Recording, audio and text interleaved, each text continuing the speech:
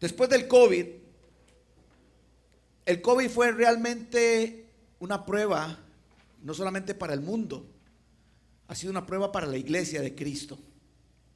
Muchas iglesias se vieron sorprendidas con lo que sucedió. Y no solamente que se vieron sorprendidas, sino que se sometieron ciega y dócilmente a normas y mandatos que iban claramente en contra de las escrituras y que nos pusieron a muchos y a muchas iglesias en una situación muy difícil, espiritual, emocional, económica y sobre todo de compañerismo y de compañía, porque se cerraron muchas iglesias.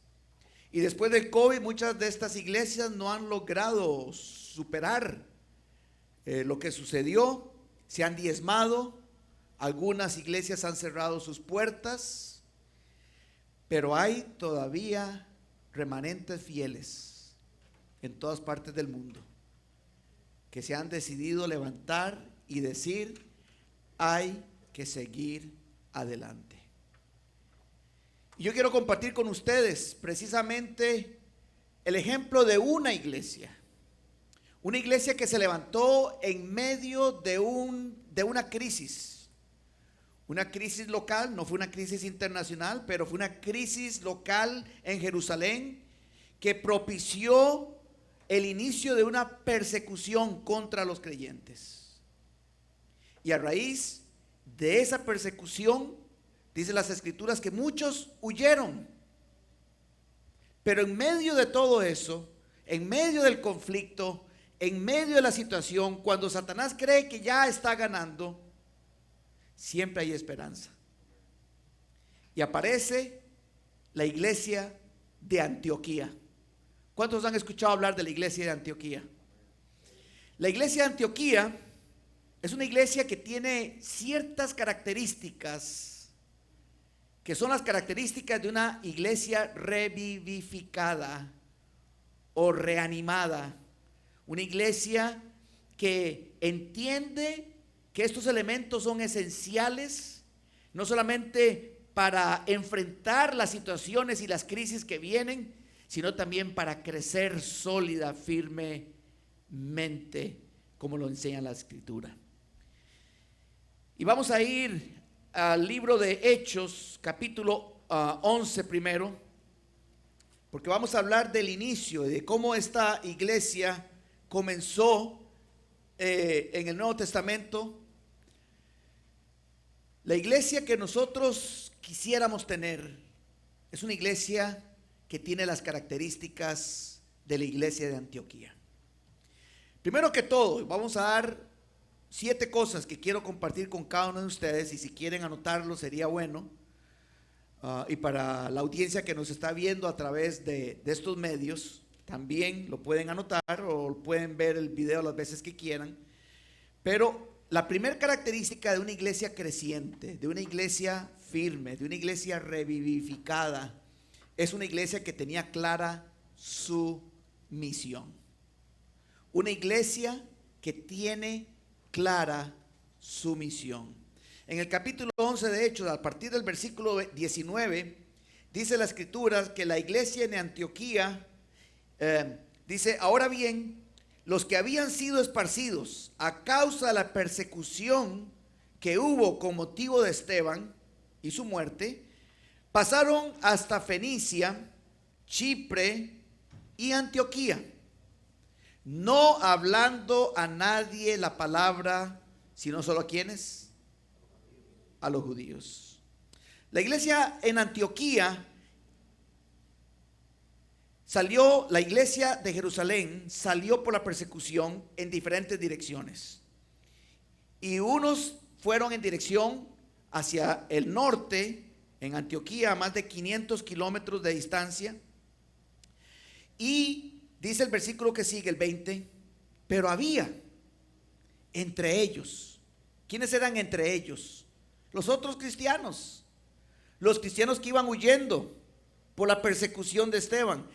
¿Cómo es el estado anímico, espiritual, emocional de una persona que tiene que dejar todo tirado, que está temiendo por su vida y tiene que huir?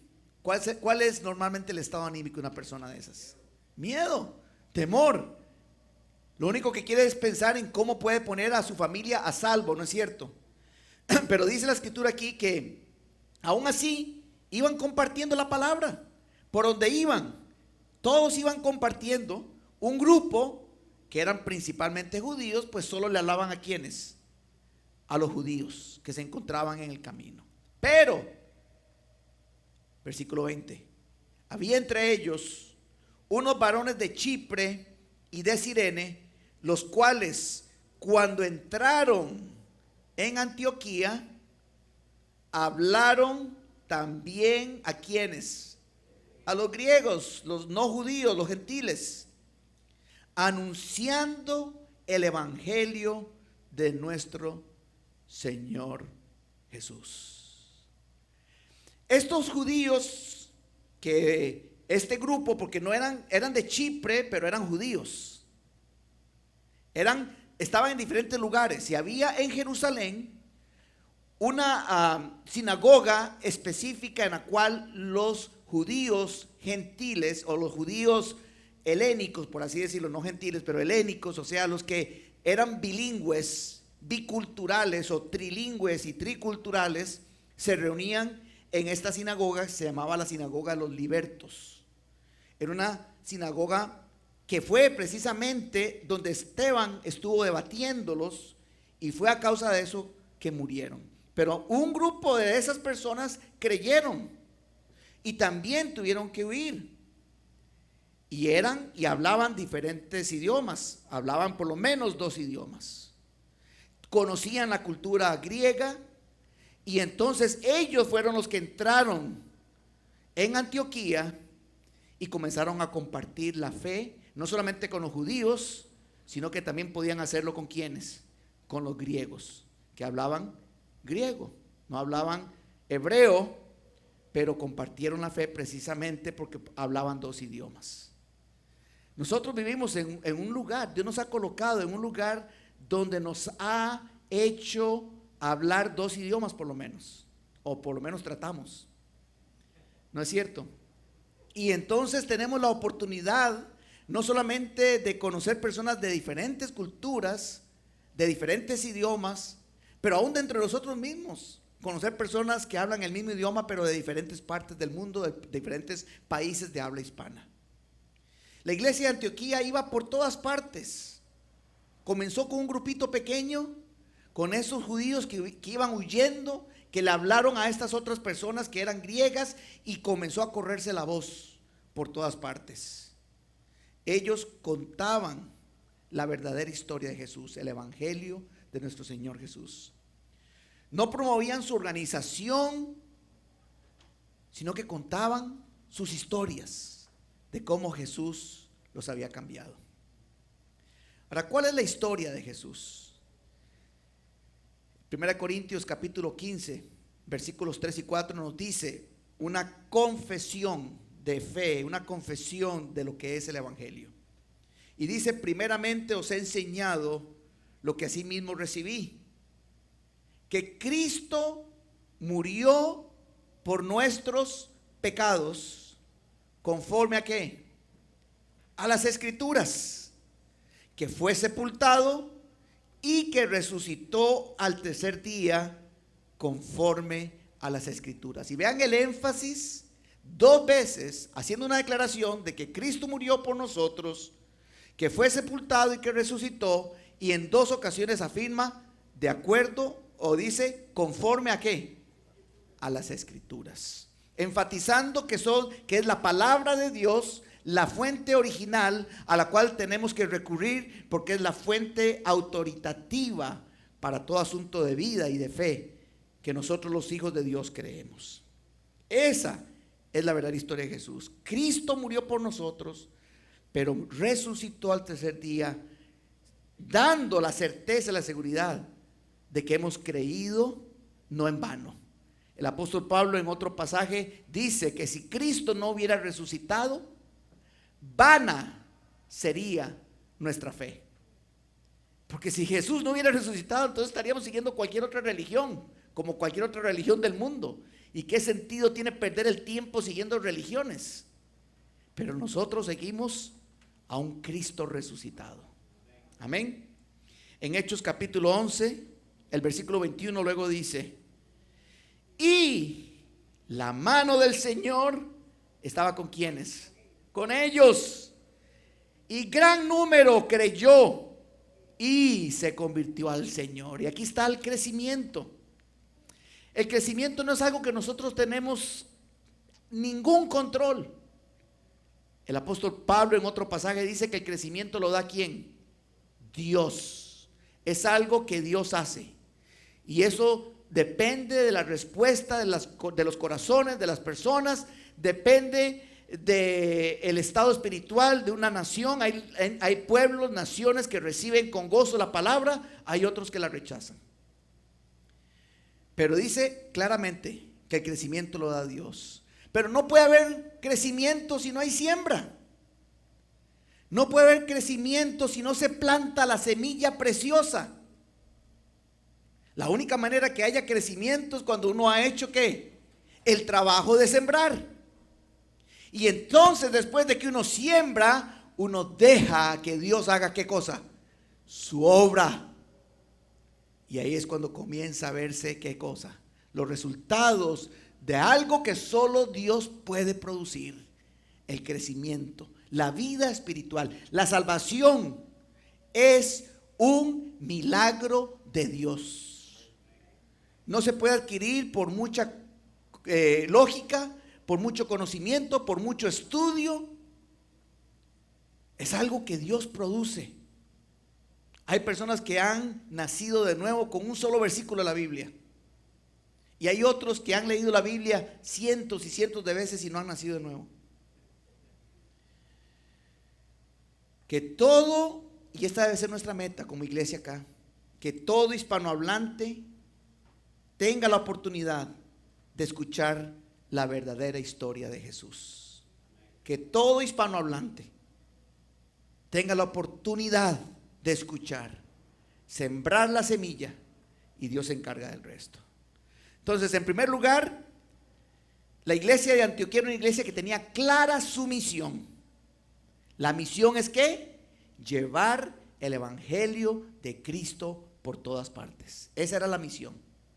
Y lo tenían claro y eso era lo que hacían día tras día.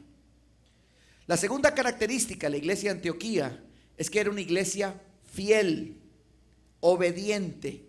Una iglesia fiel, obediente. Vean lo que dice el versículo 22 al 24. Llegó la noticia de estas cosas a oídos de la iglesia que estaba ¿en dónde? En Jerusalén. Algo está pasando por allá. Después de la persecución, todo el mundo estaba asustado, temeroso. Muchos de la iglesia en Jerusalén se escondieron para que no fueran atrapados por las autoridades. Pero las noticias buenas, ¿qué pasa? Corren rápido, como las malas también. Y dice que llegó la noticia a oídos de la iglesia que estaba en Jerusalén y enviaron ¿a quién? A Bernabé para que fuera hasta Antioquía. Cuando llegó y vio la gracia de Dios, se regocijó y exhortó a todos a que con propósito de corazón permaneciesen como fieles al Señor. Era un varón bueno, lleno del Espíritu Santo y de fe. No mandaron a cualquiera. Mandaron a uno de los grandes, a uno de los buenos, para ir y ver qué estaba pasando, para ir y asegurarse si eso era de Dios o era otra cosa.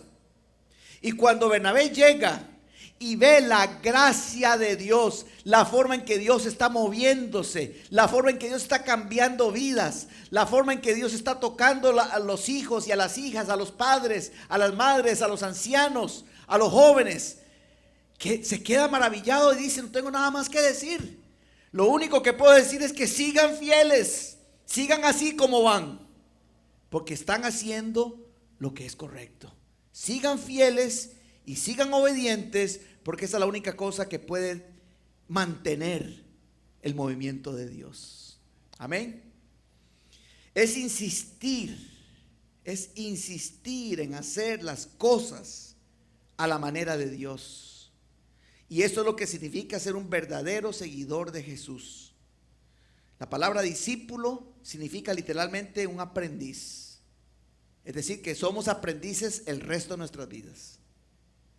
Y tenemos que seguir creciendo, aprendiendo y obedeciendo, porque como lo dije la otra vez, el aprendiz es una persona que en aquel entonces se pegaba a un maestro, se iba a vivir con el maestro, observaba al maestro, imitaba todo lo que el maestro hacía y aprendía lo que el maestro hacía. Y eso es precisamente lo que significa ser un discípulo. La tercera característica de la iglesia de Antioquía: primero, era una iglesia que tenía clara su misión. Segundo, era una iglesia fiel y obediente. Tercero, era una iglesia creciente. Ven en el versículo 24, la segunda parte, donde claramente dice: y una gran multitud fue agregada al Señor. La forma natural, o sea, una iglesia saludable es una iglesia que crece como una plantita saludable. Si ustedes siembran una plantita y ustedes ven una plantita saludable, ¿qué pasa con esa planta? Crece. Pero si ustedes ven que la plantita está enfermiza y se está poniendo media amarilla y seca, ¿qué pasa con esa semilla? Con esa plantita, perdón. Pues puede morir si no se hace algo al respecto, ¿verdad? Así mismo es una iglesia normal, una iglesia saludable, una iglesia natural, es una iglesia que crece. Y perseveraban, dice Hechos capítulo 2, versículo 42. Y aquí están los 4 pilares del crecimiento de una iglesia. Y perseveraban en la doctrina de los apóstoles, número 1. Número 2, en la comunión unos con otros. Y la comunión significa tener un mismo sentir, van en un acuerdo, en una misma dirección.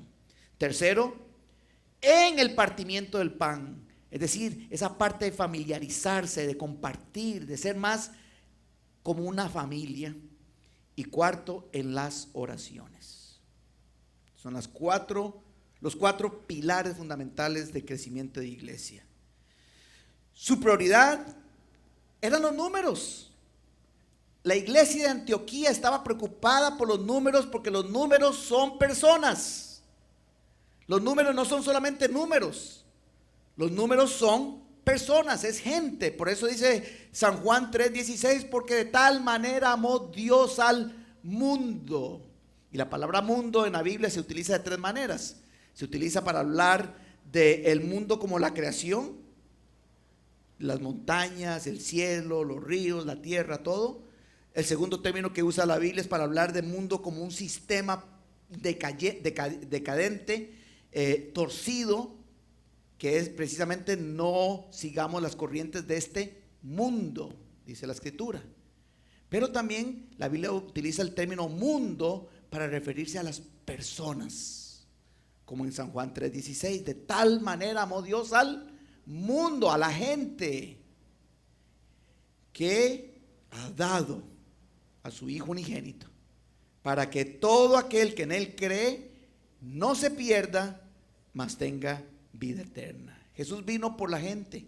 En Marcos capítulo 10, versículo 45, dice la Escritura: porque el Hijo del Hombre no vino para ser servido, sino para servir y para dar su vida en rescate. ¿Por quién?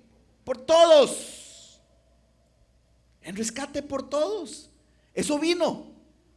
Jesús le interesan y le importan los números, porque los números es gente. De la misma manera, nuestro mundo está lleno de gente que nunca ha escuchado la verdadera historia de Jesús. Carolina del Norte experimentó el segundo crecimiento más grande de latinos en todo el país en la década pasada. Y Jesús dijo a sus discípulos: ¿no decís vosotros, aún faltan 4 meses para que llegue la siega? Yo os digo, alzad vuestros ojos y mirad los campos, porque ya están ¿qué? Blancos, o sea, listos para la siega. La actitud de muchos de nosotros muchas veces es: no, es que esa persona no se va a convertir nunca. No, es que esa persona sí que es dura. No, es que... Y tenemos ya una actitud negativa, en lugar, como le enseñó Jesús a los discípulos. Ustedes dicen que faltan 4 meses, ustedes creen que todavía no es el tiempo, ustedes creen que todavía no es el momento, pero si ustedes alzan sus ojos y ven las necesidades que hay en el mundo hoy, y cómo la gente está sufriendo, cómo la gente está confundida, cómo la gente está perdida, la siega está lista. En cuarto lugar, la cuarta característica: primero, una iglesia que tenía clara su misión. Segundo, era una iglesia fiel y obediente. Tercero, era una iglesia creciente. Cuarto, era una iglesia estudiosa. Estudiosa. Vean qué interesante los versículos 25 y 26 del capítulo 11. Dice 11, Hechos 11, 25 y 26. Después fue Bernabé a Tarso a buscar ¿a quién? A Saulo. Acuérdense que Saulo se había convertido, pasó un tiempo, nadie lo quería ver porque todo el mundo le tenía miedo. Él se regresó a Tarso, y ahora Bernabé va a buscarlo para llevárselo ¿a dónde? A Antioquía. ¿Con el fin de qué? Con el fin de discipular a toda esa gente que se acaban de entregar a Cristo. Toda esa gente necesita ser enseñada, necesitan ser discipulados. Y qué mejor que tratar de llevarse a lo mejor que hay. Fue Bernabé a Tarso en busca de Saulo, y cuando lo halló, lo llevó a Antioquía. Se congregaron allí todo un año con la iglesia. ¿Y qué hacían? Enseñaron ¿a cuántos? ¿A unos cuantos? A mucha gente.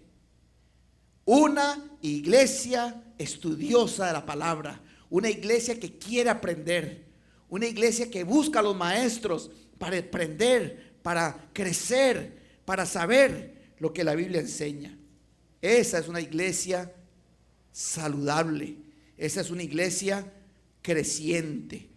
El estudio de las Escrituras produce cambios de vida, porque la palabra de Dios es viva y eficaz y más cortante que toda espada de dos filos. Segunda Timoteo 2:15 dice: procura con diligencia presentarte a Dios aprobado, como obrero que no tiene de qué avergonzarse, que usa bien la palabra de verdad. Y la palabra usa en el griego significa trazar una línea. En otras palabras, es como cuando uno traza una línea y no le sale un surco todo torcido, sino una línea recta que no se inclina ni a la izquierda ni a la derecha. Traza bien la palabra de verdad. No se sale ni a la izquierda ni se sale a la derecha.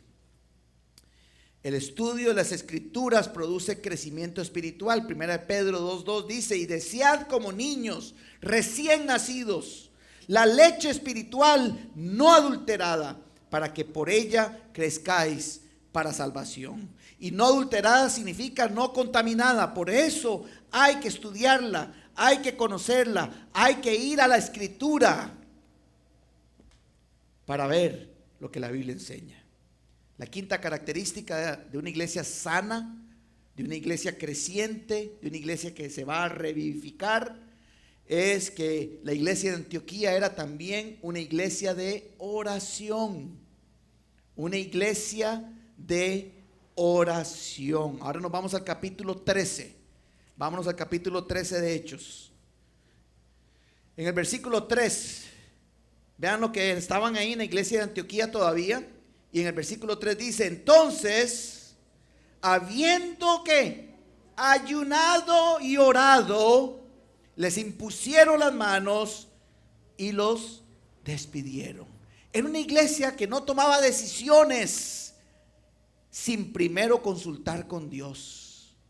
Era una iglesia que buscaba el rostro de Dios, que buscaba la dirección de Dios, que buscaba, como lo dijimos en otra ocasión en uno de los mensajes que dimos, en qué dirección se está Dios moviendo para movernos nosotros en esa dirección. Y esa es una característica importante, es la dependencia, es buscar el rostro de Dios. Padre, guíanos, dirígenos, muéstranos tu voluntad. ¿Qué es lo que tú quieres que hagamos? La oración se menciona a lo menos una vez en cada uno de los primeros 13 capítulos del libro de los Hechos. Lo que significa que la oración era un asunto cotidiano y de mayor importancia en la iglesia primitiva, la iglesia del Nuevo Testamento. No hay forma de empezar un verdadero movimiento espiritual sin oración, sin oración. ¿Estás ocupado? ¿Tan ocupado que no tienes tiempo para orar? Estamos tan involucrados en tantas cosas que se nos pasa un tiempo para orar. Una iglesia que ora es una iglesia que crece. Y como lo dijo alguien en el pasado, un creyente que ora deja de pecar. Un creyente que peca deja de orar. La sexta característica de esta iglesia de Antioquía es que era una iglesia que practicaba lo que predicaba. Practicaba lo que predicaba. Una vez más, en el capítulo 11, nos regresamos ahí al capítulo 11 de Hechos, el versículo 26. Versículo 26 dice: y se congregaron allí todo un año con la iglesia y enseñaron a mucha gente. Y vean la segunda parte: y a los discípulos se les llamó cristianos que por primera vez en Antioquía. El término cristiano, que es el término más conocido a nivel mundial para llamar a los seguidores de Jesús, nació en la iglesia de Antioquía. Y nació en la iglesia de Antioquía como un insulto, como una burla, porque lo que la palabra cristiano significa pequeños cristos. Y lo hacían como una burla porque veían en esas personas a pequeños cristos. ¿Qué es lo que la gente ve en nosotros hoy? Cuando nos ven, ¿qué es lo que ven? ¿Ven a Cristo? Eso, hermanos, es una pregunta esencial. Fueron llamados cristianos por primera vez. Era una iglesia que practicaba lo que predicaba. Y en séptimo lugar, era una iglesia misionera. Era una iglesia misionera. Vámonos al capítulo 13 nuevamente, ahora los versículos 1 y 2. ¿Para qué estaban orando y ayunando? ¿Qué era lo que estaban haciendo? Vean el capítulo 13, versículos 1 y 2 del libro de los Hechos. Había entonces en la iglesia que estaba en Antioquía profetas y maestros. ¿Ve cómo se va multiplicando? Primero llegaron solamente ¿quiénes? Bernabé y Pablo. Pero ahora ya la iglesia, después de un año y un poco más, ¿tiene cuántos? Ahora tiene profetas y maestros. Y dice que estaba Bernabé, estaba Simón, el que se llamaba Níger, Lucio de Cirene, Manaén y el de Saulo. Y eran de diferentes partes del mundo, de diferentes colores y sabores. Ministrando estos al Señor y ayunando, dijo el Espíritu Santo: apartadme a Bernabé y a Saulo para la obra a que los he, ¿qué? Llamado. Para la obra a la que los he llamado. Que se dice claramente ahí, en el versículo 13, capítulo 13, al terminar, el 2 dice que los he llamado. En otras palabras, si la iglesia está en oración, si la iglesia está creciendo, si la iglesia está obedeciendo, si la iglesia está estudiando las escrituras, el Espíritu Santo moviliza a esa iglesia a seguir con la obra de Dios. No se termina todo acá, entre estas cuatro paredes. La iglesia tiene que pensar siempre en extenderse, en crecer, en seguir llevando la semilla.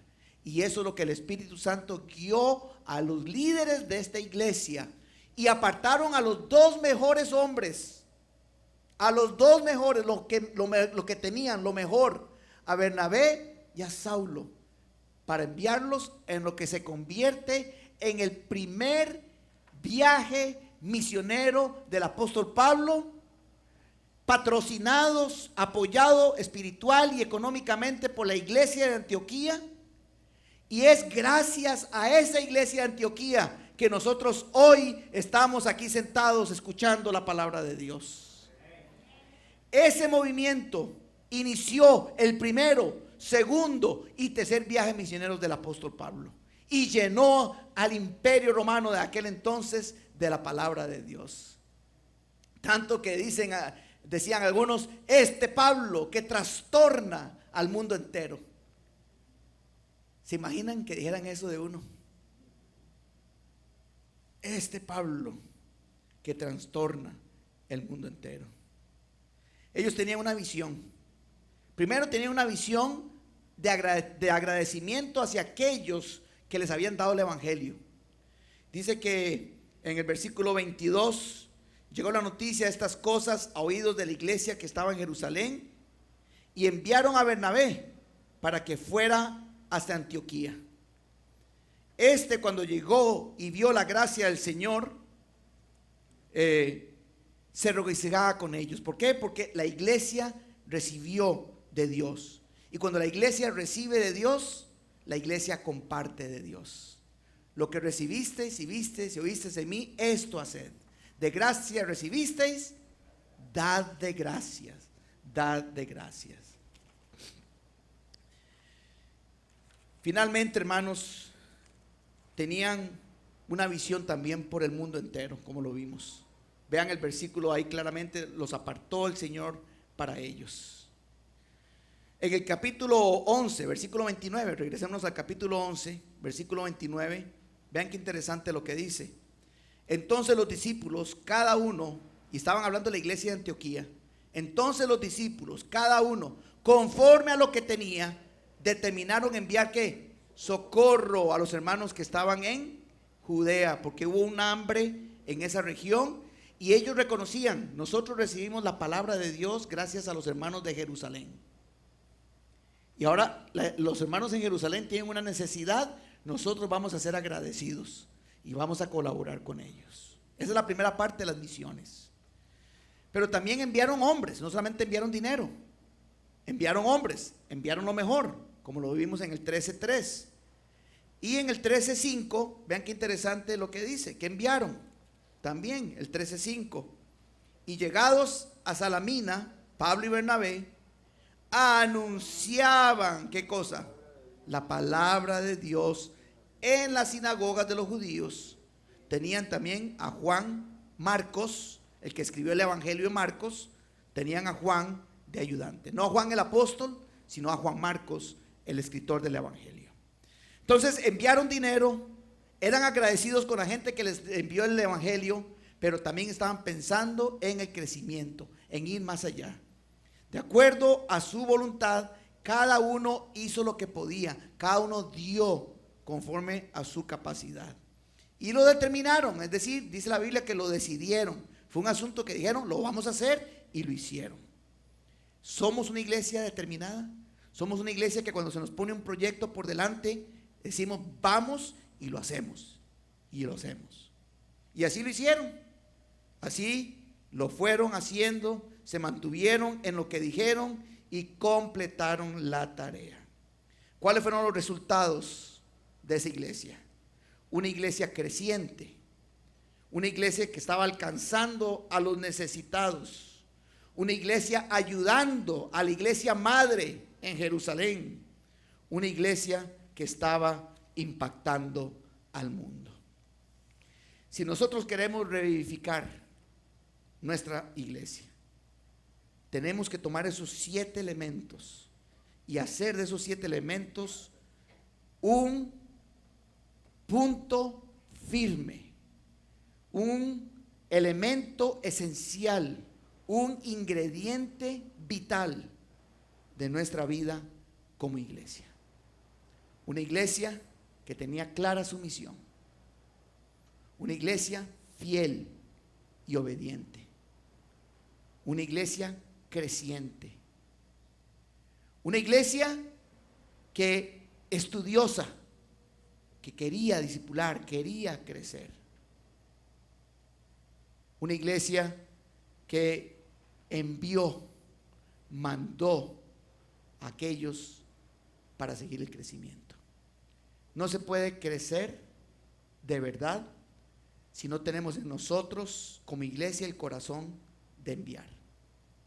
Cuando Dios ve que nosotros queremos enviar, Dios multiplica nuestra iglesia. Así como con los panes. Si yo no quería pasar el pan y el pescado porque no se me acaba, ¿qué pasaba con el milagro? Ahí paraba, ¿cierto? Pero si yo tomaba el pescado, el pan y lo pasaba al resto de los demás, el milagro continuaba. Ese es el milagro del cual el Señor quiere que sigamos. Vamos a orar. Padre, en esta mañana queremos rogarte con todo nuestro ser y con todo nuestro corazón. Tenemos el firme deseo en nuestro corazón de ver una iglesia creciente, revivificada, reedificada, revitalizada o cualquier otro de los términos que queramos utilizar. Lo que queremos es ver una iglesia nuevamente, una iglesia creciente, una iglesia firme, una iglesia que tiene clara cuál es la misión que tú nos has dado. Una iglesia junta, en comunión, en compañerismo, en una misma meta, en un mismo sentir. Y tú lo puedes hacer y lo quieres hacer. Y por eso queremos presentar estos 7 elementos delante de ti, para que cada uno de nosotros, como miembros de esta iglesia, los pongamos como una meta delante de nosotros y oremos y alcancemos el deseo